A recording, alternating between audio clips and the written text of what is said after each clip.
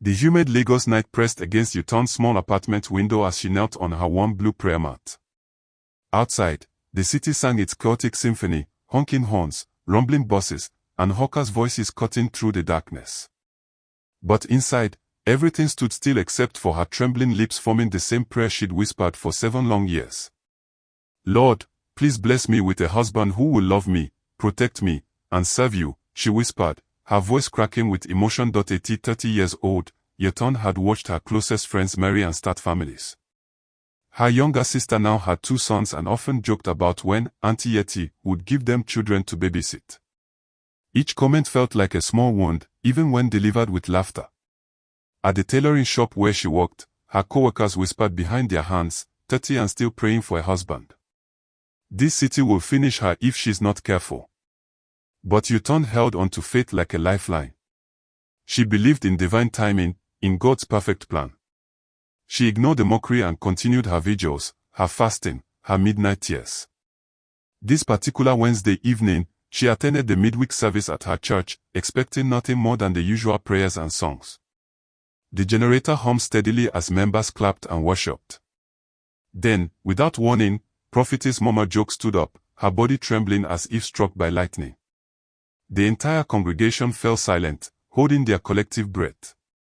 Her eyes remained tightly shut, but her voice rang out with supernatural authority. "Daughter of Zion, your husband is coming," she declared, her words echoing off the church walls. "But his arrival will test your faith. His presence will shake your soul." A collective gasp rippled through the room. People looked around, wondering who had received this mysterious blessing, or was it a warning? Mama Joke said nothing more, simply sitting down again, breathing heavily. Yuton's heart pounded so hard she thought everyone could hear it. Tears streamed down her face as something deep within her shifted, like a key turning in a long-locked door. Without confirmation, without prayer for discernment, her heart claimed the prophecy as her own. "It is for me," she whispered to herself. "It must be for me." 3 weeks after the prophecy, Lagos transformed into a waterlogged maze. The rainy season had arrived with its usual violence, turning streets into rivers and roads into obstacle courses. Yuton stood at the edge of a flooded intersection, staring at the brown water rushing past her feet. Puddles had become ponds, and crossing without soaking her shoes seemed impossible.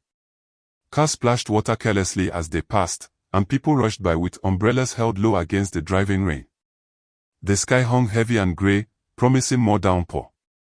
Yuton sighed, calculating whether to risk the crossing or wait indefinitely for the flood to subside. Then, as if materializing from the rain itself, a tall man appeared beside her. Without a word, he held his large black umbrella over her head, shielding her from the relentless drops. "You look like you could use some help," he said, his voice warm and steady despite the chaos around them. Yuton looked up, startled. The man was strikingly handsome, broad shoulders, a clean fade haircut, and eyes that seemed to radiate calm confidence. His smile was genuine, reaching his eyes in a way that made her feel instantly safe. "I'm Connor," he introduced himself, already guiding her gently toward the bus stop. His strong arm offered support as she navigated the slippery pavement, making sure she didn't lose her footing. As they walked, Connor spoke about his work with an engineering firm, detailing a major water project he was helping to implement across the city. His words flowed easily, intelligent, thoughtful, and surprisingly humble. When Yuton mentioned she was a tailor, he asked genuine questions about her work, listening attentively to her answers. What struck her most was when he casually mentioned his faith. "I believe God places people in our paths for a reason," he said, looking directly at her. "Maybe that's why I found you standing in the rain today." By the time they reached the bus stop, Yuton's heart was doing something it hadn't done in years, dancing with genuine hope. Connor asked for her phone number, promising to call. She gave it willingly, watching as he saved it carefully in his phone. "I'll be in touch soon," he promised, his smile never wavering. As her bus pulled away, Yuton watched him through the rain-streaked window, standing under his umbrella, waving. The prophecy echoed in her mind, "Your husband is coming." Perhaps, she thought, he had finally arrived. The weeks following their chance meeting felt like a dream Yuton feared waking from. Connor pursued her with an intensity that left her breathless and overwhelmed in the most wonderful way. Every morning brought a text message wishing her a blessed day. Every afternoon, he found reasons to stop by her tailoring shop, sometimes bringing lunch, other times just bringing his smile. Flowers arrived at her workplace so frequently that her coworkers began teasing her. "See your turn now. After all the waiting, your blessing has finally arrived," they would laugh, no longer mocking but celebrating with genuine joy. The same women who had whispered about her singleness now asked for relationship advice, as if her sudden romance held secrets they needed to unlock. Connor waited outside her church every Sunday, dressed impeccably, ready to walk her home regardless of the Lagos heat. They would stroll through the streets, talking about everything and nothing, their childhoods, their dreams, their favorite scriptures. He quoted Proverbs with ease and spoke about building a godly home with such conviction that Uton felt her last walls crumbling. He made her laugh in ways she hadn't laughed in years. His humor was gentle, his attention unwavering, and his presence filled the emptiness that 7 years of waiting had carved into her heart. Friends who met him approved immediately. "Sister Uton, don't let this one go," they advised. Men like this are rare. 8 weeks after their first meeting, Connor took her to a popular outdoor hangout spot. The evening was perfect, soft music playing in the background, fairy lights twinkling overhead, and a light drizzle beginning to fall. As raindrops started dotting the pavement, Connor did something Uton would never forget. He knelt down on one knee, right there in the gentle rain, and pulled out a small velvet box. "Uton," he said, his voice thick with emotion, "from the moment I saw you standing in the rain, I knew you were the one God had prepared for me. Will you marry me? Will you let me love you, protect you, and build a life with you?" Tears streamed down Uton's face, mixing with the raindrops. Her heart felt like it might burst from her chest. Every year of waiting, every tear shed in prayer, every moment of doubt, it all seemed to make sense now. "Yes," she whispered, then louder, "Yes. Yes, I will." The prophecy had come true. Her miracle had arrived. Or so she believed. The wedding was everything Uton had dreamed of, simple but joyful, filled with dancing, prayer, and celebration. Her church members came in full force, their colorful attire turning the modest venue into a sea of vibrant African prints.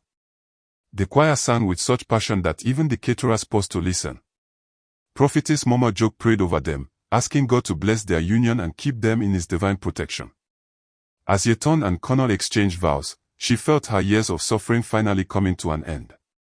When they were pronounced husband and wife, the congregation erupted in ululation and applause. This was her testimony, her miracle, her answered prayer. The first 2 weeks of marriage felt peaceful, almost perfect. Connor was attentive and kind. They prayed together in the mornings, shared meals in the evenings, and talked late into the night about their future. Uton would wake up smiling, hardly believing that this life was finally hers. But like a candle slowly losing its flame, something began to change. It started subtly. Connor began coming home later than usual. "The project needs extra hours," he explained, his smile still present but somehow thinner. "You understand, don't you?" Then came the nights he didn't return until well past midnight. When he finally walked through the door, expensive perfumes clung to his clothes, sweet, floral scents that didn't belong in their home and certainly didn't come from any bottle she owned. His phone calls became secrets. Whenever it rang, he would step onto the balcony or lock himself in the bathroom, speaking in low, urgent whispers. If Uton approached, he would end the call abruptly or turn away, shielding the screen from her view. The locked drawer appeared in their wardrobe during the 3rd week of marriage. Connor kept the key with him always, even sleeping with it in his pocket. When she asked about it innocently, his eyes hardened. "Just work documents," he said curtly. "Nothing for you to worry about." But the way he watched her whenever she walked near the wardrobe made her skin crawl. His gaze followed her like a predator tracking prey, calculating and cold. The warm, gentle man who had proposed to her in the rain was disappearing, replaced by someone distant and guarded. The prophecy's words haunted her now with new meaning. His arrival will test your faith. His presence will shake your soul. Uton prayed harder, trying to convince herself that this was just a phase, that marriage required adjustment. But deep in her heart, a small voice whispered that something was terribly, terribly wrong. Friday evening began like any other. Yuton attended the women's fellowship meeting at church, where they studied scripture and prayed for their families. The session ran longer than usual, and by the time she stepped outside, darkness had fully settled over Lagos. She decided to walk the familiar route home, needing time to clear her troubled mind. As she turned onto Club Avenue, a well-lit street known for its restaurants and nightlife, something caught her eye. A black sedan parked by the roadside, Connor's car. Her heart skipped a beat. What was he doing here when he'd said he was working late at the office? She walked closer, and her breath caught in her throat. Connor leaned casually against his car, laughing easily with a woman Yuton had never seen before. She was stunning, curves accentuated by a tight red dress that shimmered under the street lights, perfectly styled hair, and makeup that looked professionally done. But what made Yuton's stomach turn was how comfortable they looked together. The woman's manicured hand rested possessively on Connor's arm. He didn't pull away. Instead, he smiled down at her the same way he used to smile at Yuton during their courtship, warm, intimate, exclusive. Connor. Yuton's voice came out strangled, barely above a whisper, but somehow it carried across the noise of the street. He froze. For a split second, his face showed pure guilt, like a child caught stealing. Then, just as quickly, his expression hardened into something cold and defensive. The woman in red turned slowly, deliberately. When her eyes met Yuton's, she didn't look embarrassed or apologetic. Instead, she smiled, a slow, knowing smile that felt like a slap across the face. It was a smile that said, "I know exactly who you are, and I don't care." Connor muttered something to the woman, then began walking toward Yuton. But there was no warmth in his approach, no explanation forming on his lips. His eyes held something she'd never seen before, annoyance mixed with something darker. "What are you doing here?" he asked, his voice flat and emotionless. Yuton's mouth opened, but no words came out. What was SHE doing here? This was her neighborhood, near her church. The question should have been directed at him. Before she could gather her thoughts, Connor turned and walked back to his car without another word. He got in, started the engine, and drove away, leaving Yuton standing alone on the street corner. He didn't come home that night. The morning after Connor's disappearance, Yuton sat on their bed, numb and exhausted. She hadn't slept. Every sound in the hallway made her jump, thinking he might return. Around 6 a.m., her phone buzzed with a message so cold it made her hands shake. "Don't wait up next time." No explanation. No apology.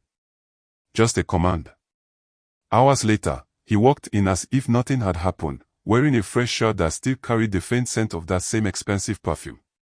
He smiled at her, shallow and empty, and went straight to the bathroom to shower. When Yuton gathered the courage to ask where he'd been, his expression changed instantly from casual indifference to sharp irritation. "Stop nagging, Yuton," he snapped. "I married you, didn't I? Isn't that enough?" His words cut deeper than any knife could. This wasn't the man she'd married. This was a stranger wearing her husband's face. Over the following days, her worry festered into desperate curiosity. She began noticing patterns. Connor left at specific times, returned smelling of specific perfumes, and guarded that locked drawer more vigilantly than anything else in their home. One afternoon, when she was certain he'd left for work, she searched his jacket pockets with trembling fingers. Hidden in an inner pocket, she found what she'd been looking for, the small brass key. Her hands shook so badly she almost dropped it. Every instinct told her to put it back, to stop searching, to remain in safe ignorance.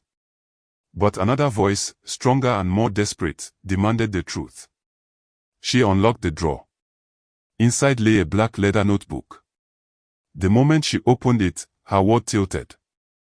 Thick stacks of cash in sealed envelopes. Strange dates written in neat handwriting.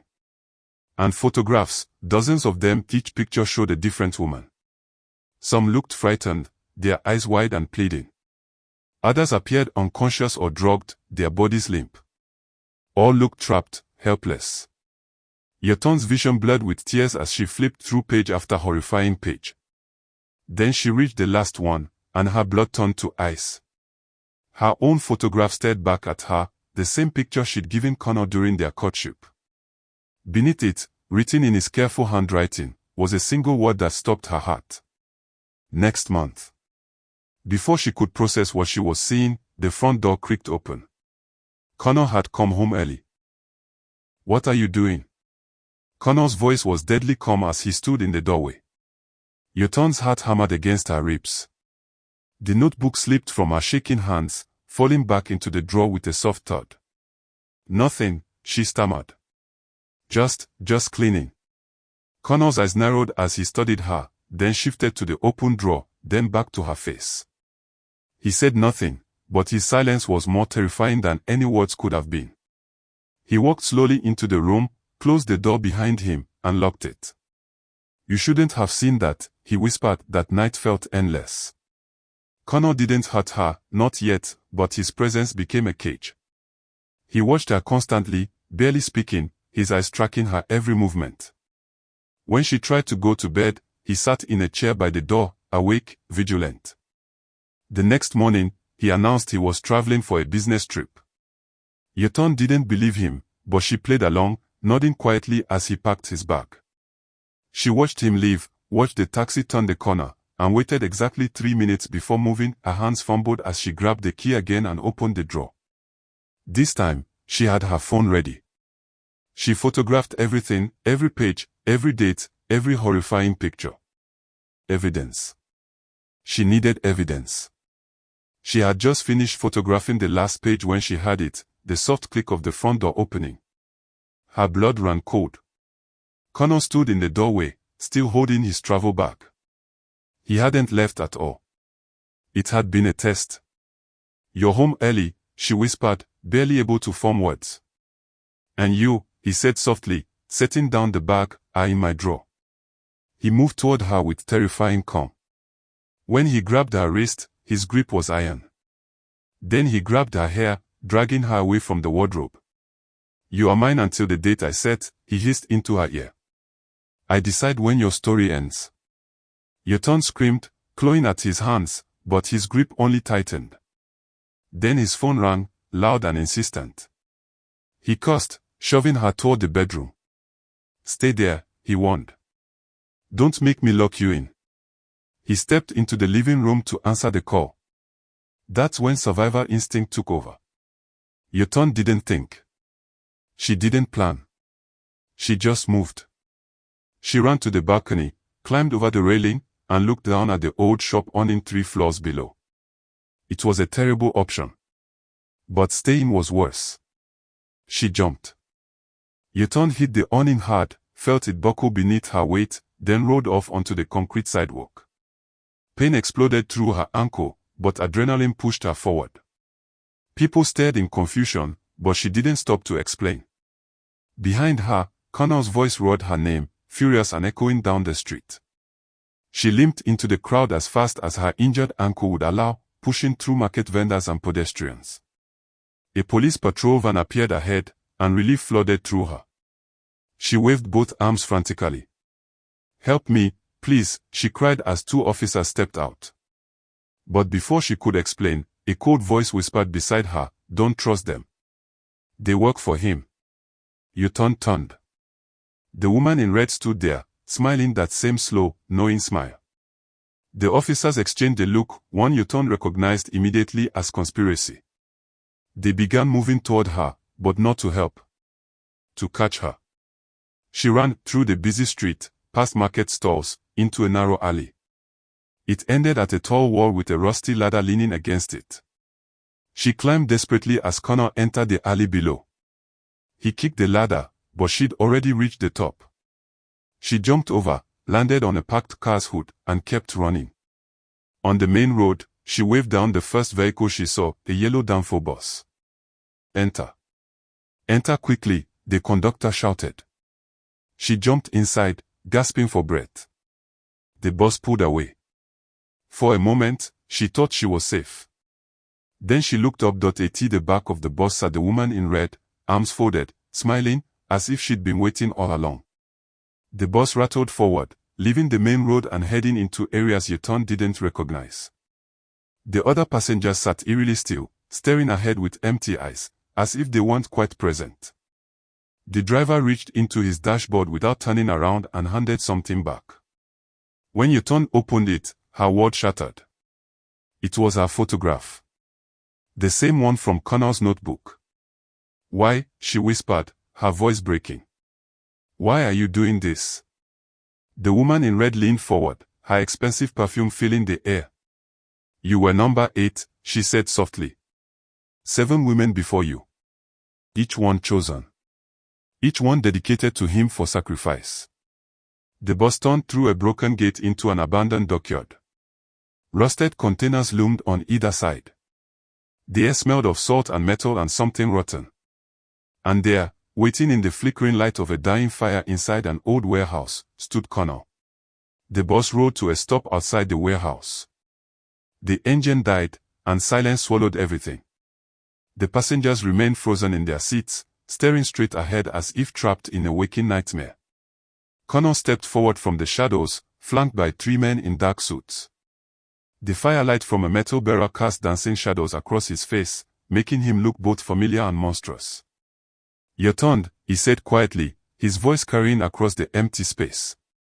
"You should not have run." His calm tone was worse than anger. It was the voice of someone who had already won, who had never doubted the outcome. "You were special," he continued, walking closer. "I wanted you to be willing. I wanted this to be peaceful. But now you have made things messy." The woman in red stepped off the bus and moved to grab Yaton's arm. That small movement triggered something, a tiny spark of defiance, a last chance at survival. Instead of pulling away, Yaton lunged forward. Her hand shot toward the ignition where the key still dangled, forgotten by the driver. She grabbed them, jumped into the driver's seat, and twisted the key with shaking hands. The engine roared to life. She had never driven a bus before, but desperation made her bold. She slammed her foot on the pedal. The heavy vehicle lurched forward like a startled beast. The warehouse gate was half closed, but the bus tore through it with a deafening crash. Metal screeched. Wood splintered. Behind her, gunshots exploded. Glass shattered. A bullet grazed her arm, leaving a burning line of pain, but she clenched her teeth and kept driving. The bus careened through the dockyard, bouncing violently over potholes and debris. Yaton fought with the steering wheel, barely keeping control as the vehicle fishtailed onto the main road. Street lights reappeared. The normal world came rushing back. Up ahead, flashing blue lights, real police officers at a checkpoint. She aimed the bus straight toward them and hit the brake so hard the vehicle screeched and skidded sideways. Officers rushed out with guns drawn, surrounding the bus in seconds. Yaton stumbled out, bleeding and shaking, barely able to stand. "My husband," she gasped. "He's killing women. They are the dogs. Please, please help." The officers exchanged serious looks. 2 trucks immediately peeled away, sirens wailing, racing toward the warehouse. Yaton collapsed onto the ground, her body finally giving out. But hours later, when the officers returned, their faces told her everything. The warehouse is empty. Whoever he is, he's gone. Connor had vanished into the night. Weeks turned into months. The government stepped in, providing Yaton with a new identity and relocating her to a smaller, quieter town far from Lagos. On paper, she was safe. On paper, she could start again. She opened a modest tailoring shop on a quiet street.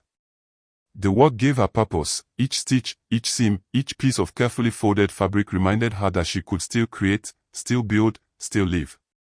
The rhythms of measuring, cutting, and sewing became her meditation, her therapy. Customers came and went.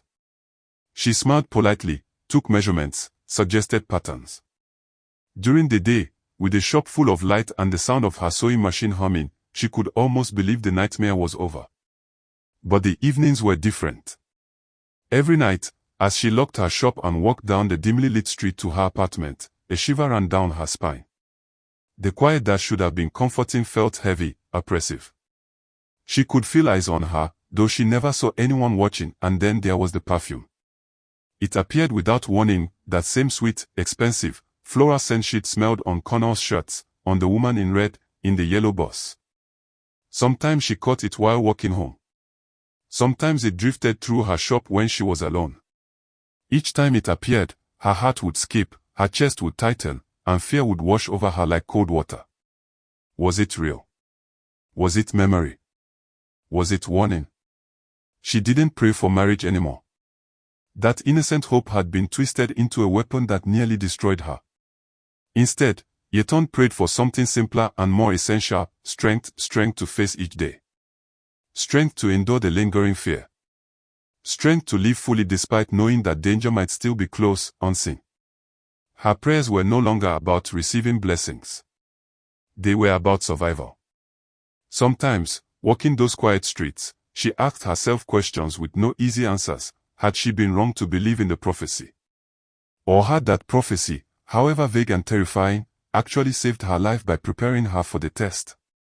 She continued to walk, to sew, to repair, not just clothing, but herself, stitch by careful stitch, and each night, as she locked her shop door and walked down the dimly lit street, she remained alert, aware of shadows, aware of sounds, aware of that faint whisper of perfume that reminded her.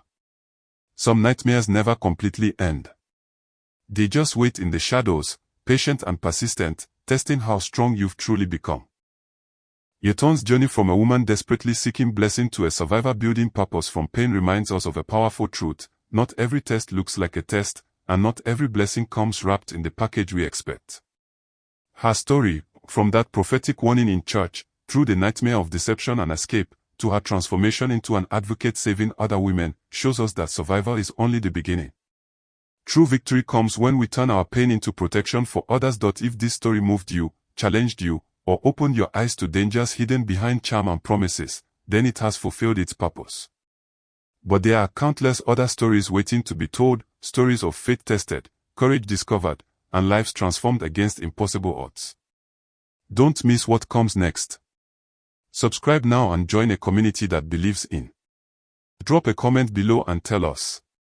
Have you or someone you know experienced red flags in a relationship that everyone else ignored? Like this video if Yeton's courage inspired you. Share this story with someone who needs to hear it. It might save a life. Subscribe and turn on notifications so you never miss a story that could change everything.